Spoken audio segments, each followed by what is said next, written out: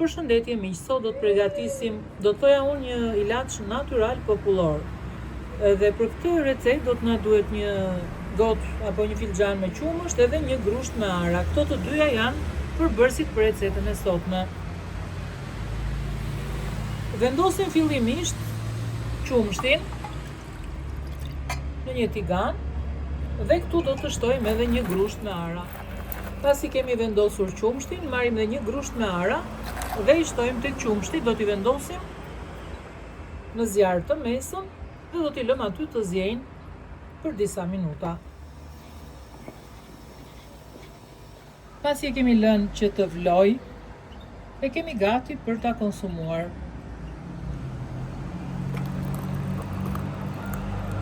Ja ku e kemi hedhur edhe për ta servirur.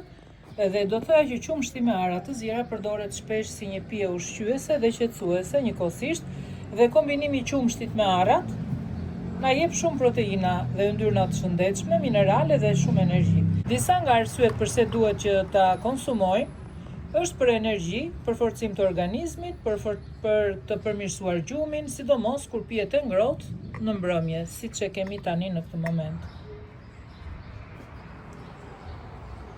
Përdoret gjithashtu edhe për përqendrimin dhe për të patur një kujtesë më të mirë, sepse arat janë të pasura me omega 3. E dim të gjithë që këto janë me yndyrna të ngopura.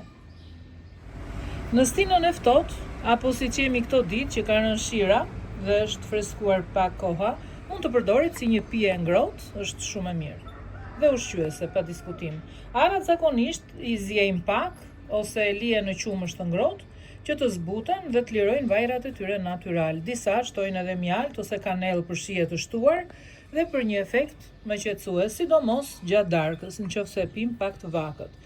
Gjithsesi, në çdo kohë të ditës është një pije që të mbush me energji edhe me shëndet më të mirë. Sidomos për kollën, në këtë rast që e kam përgatitur unë, që jep efekte pozitive. Kalofshit sa më bukur miqtë e mi.